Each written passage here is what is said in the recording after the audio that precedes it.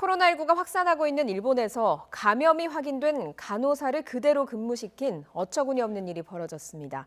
대체 인력이 없다는 이유였습니다. 일본 연결해서 알아봅니다. 이경아 특파원. 네, 도쿄입니다. 네, 어떻게 이런 일이 벌어진 겁니까?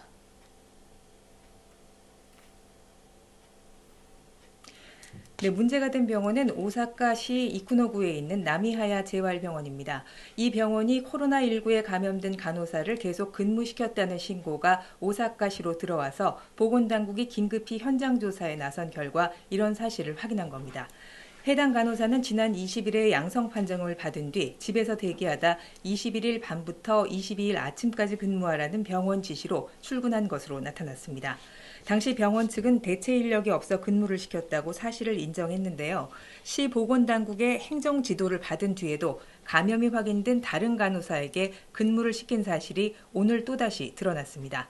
병원 측은 이 간호사 2명을 제외하면 감염이 확인된 다른 의료진에게 근무를 지시한 사실이 없다고 밝혔습니다. 하지만 시 당국은 이 병원 근무표 등을 바탕으로 감염자가 일했는지 여부를 자세히 조사하고 있습니다.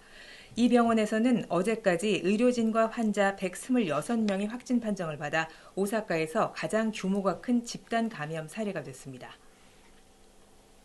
이렇게까지 할 정도로 일본 의료 현장이 위기 상황이란 얘기인데요. 현장 분위기 전해주시죠.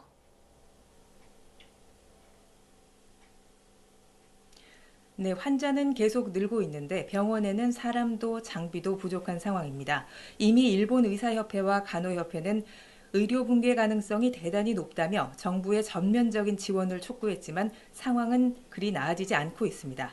요미우리 신문 조사에 따르면 전국에서 집단 감염이 발생한 125곳 가운데 병원이 41곳으로 가장 많았습니다.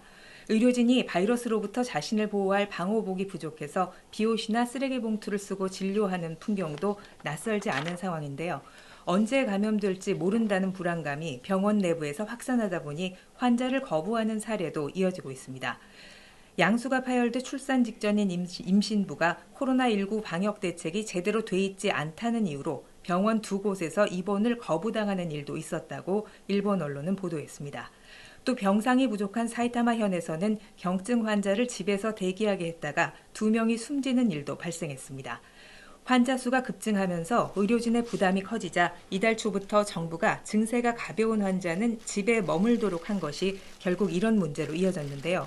일본 후생성은 이번 일을 계기로 경증 환자라도 일단 의료진이 있는 호텔 등의 숙박시설로 보내기로 방침을 바꿨습니다. 지금까지 도쿄에서 YTN 이경아입니다.